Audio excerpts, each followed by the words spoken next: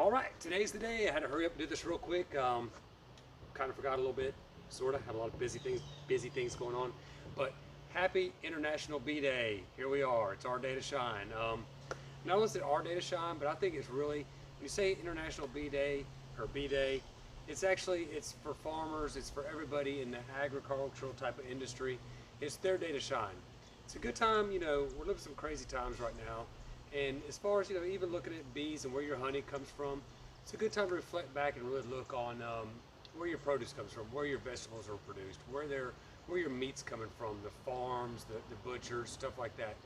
And really take time to reflect back on that and give it a try yourself. Don't be, give it a try.